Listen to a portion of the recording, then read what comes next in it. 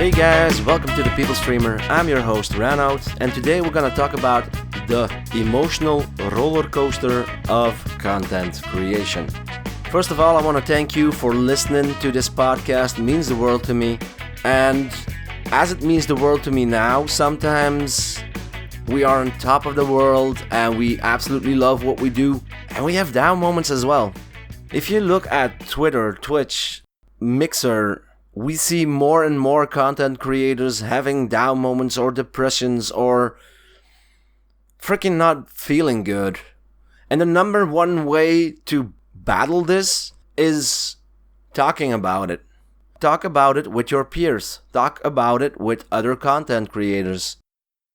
There are a lot of things that can bring us down, and we need to talk about it before it's too late. Like me, I'm trying to help people right now because that's in my nature, that's in my personality.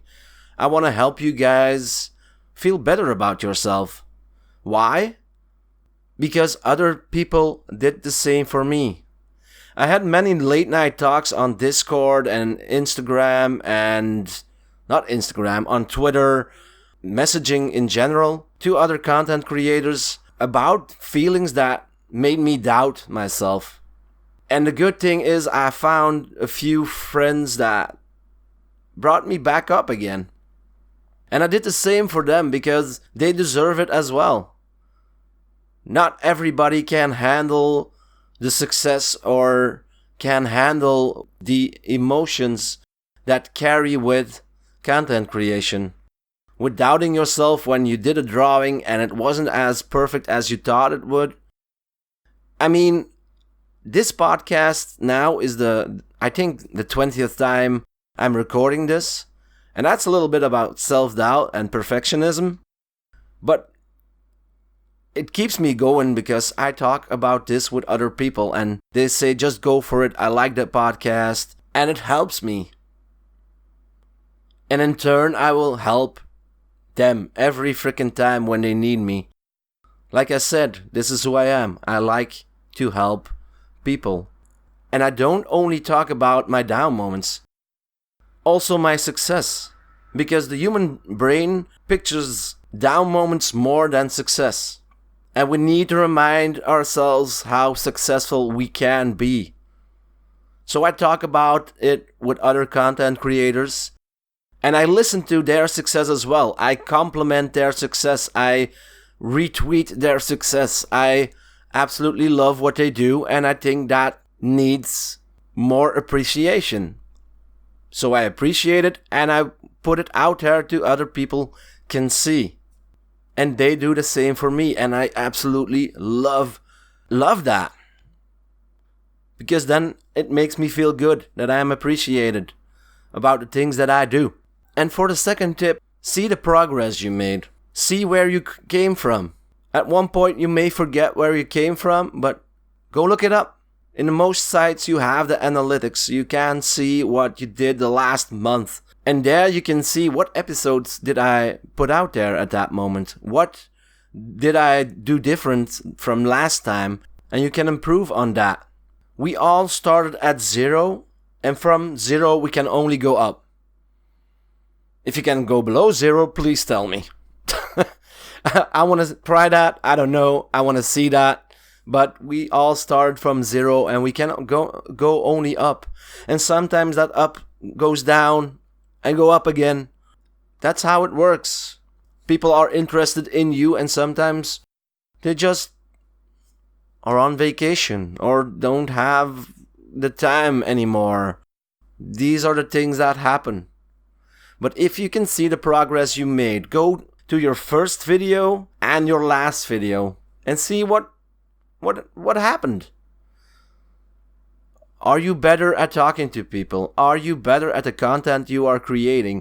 Are you better in every way you can make yourself better? If you're an artist, go look at that first drawing you made and go look at the last one now. Did you see any improvement? And I'm betting you that if you put the time and the work in it, you've seen improvement. I still have a lot of things to improve on, and I'm working on it bit by bit. But even if you don't want to see your own videos, go look at somebody you admire. Go look at their YouTube or their feed, and go look at those first videos or those first drawings, and you will see that it's so much different than what they are now. And probably you will find a video where the same people will say, the first things I made were crap, but I got better at it. I honed my skills, and I am still improving now. So don't beat yourself up when something isn't going your way. Then it's time to try something new. And what that is, you probably can find when you see a little bit of the movies you made, or the art you made, or the podcast you made. You can do this. And some people may find it self-masturbating because they see their own video and think, ooh, I'm so good. Ooh, I want more of this. I want to tweet it all day. If you have that, that's fine too. But that isn't the point of re-watching your videos. You can think you're awesome, and I hope you do. I hope you really think you're awesome. The point of this is to see how much you've grown and improved. So go do that. If it resonates with you, leave it in a comment below. I would love to hear your stories, guys. For the third tip, stagnation isn't a bad thing. We all have a learning curve, and some are faster and others are more vigilant. The point is, the learning curve isn't a learning curve, but more of an incline, and after that we plateau, we stagnate.